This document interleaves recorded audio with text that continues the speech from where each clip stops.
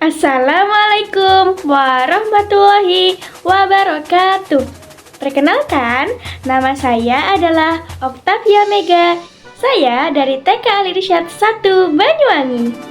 Seperti yang kita ketahui, lembaga kita berada di bawah naungan Al Irsyad Al Islamiyah yang insya Allah unggul dalam pendidikan moral dan juga pendidikan keagamaan. Tapi, apakah semua teman-teman tahu bagaimana sejarah berdirinya Al Irsyad Al Islamiyah tercinta kita ini? Nah, jadi teman-teman, Al Irsyad Al Islamiyah tidak hanya berdiri begitu saja, kemudian dikenal oleh banyak orang. Tetapi, ada cerita di baliknya bagaimanakah sejarah berdirinya Al Irsyad di Indonesia dan juga bagaimanakah cerita tentang berkembangnya perhimpunan kita ini menjadi besar dan dikenal oleh masyarakat luas. Nah, yang menarik adalah ternyata Al Irsyad Al Islamiyah didirikan pada masa kolonial Belanda atau Indonesia masih dikuasai oleh bangsa Belanda. Kira-kira siapa ya yang mendirikan organisasi kita ini? Nah, jadi teman-teman, di sini saya akan menceritakan tentang sejarah berdirinya Al Irsyad di Indonesia. Jadi, Al Irsyad itu tepatnya didirikan pada tanggal 6 September 1914 atau dalam kalender Islam yaitu 15 Syawal 1332 Hijriah. Dan pendirinya sendiri adalah seorang ulama besar dari Mekah, tepatnya dari Sudan, yang bernama Syekh Ahmad As-Surkati Al-Ansori. Syekh Ahmad Surkati sendiri datang dari Mekah ke Indonesia tepatnya pada tahun 1911 dikarenakan diundang oleh Jamiat Khair untuk mengajar.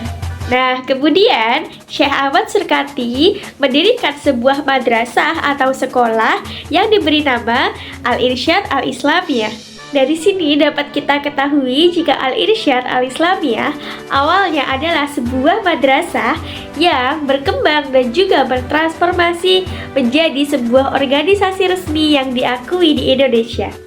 Syekh Ahmad Surkati tidak datang ke Indonesia seorang diri, tetapi datang bersama dua orang temannya, yaitu bernama Syekh Muhammad Thayyib Al-Maghribi dan juga Syekh Muhammad bin Abdul Hamid Al-Sudani.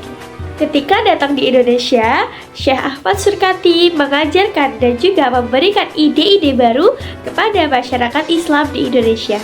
Kemudian, Syekh Ahmad Surkati diangkat menjadi pemilik dari sekolah-sekolah yang didirikan oleh Jamiatul Khair di Bogor dan juga di Jakarta.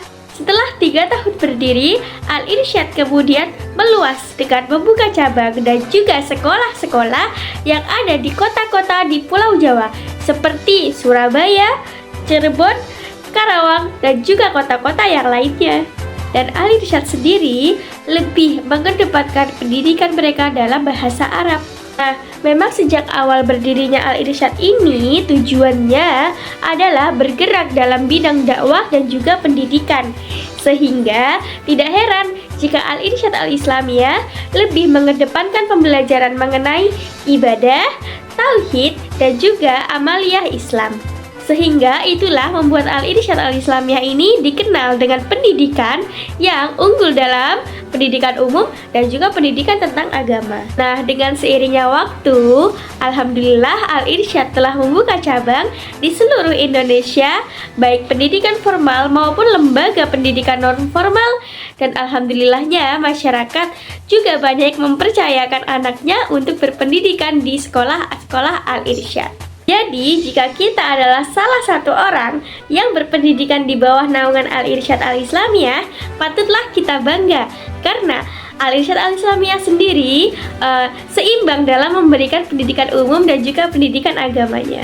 Baiklah teman-teman, itulah sejarah singkat dari berdirinya Al Irsyad yang dapat saya sampaikan. Semoga dengan penyampaian saya tadi dapat meningkatkan rasa bangga kita dan rasa cinta kita kepada Al Irsyad Al Islamiyah. Akhirul kalam, wassalamualaikum warahmatullahi wabarakatuh.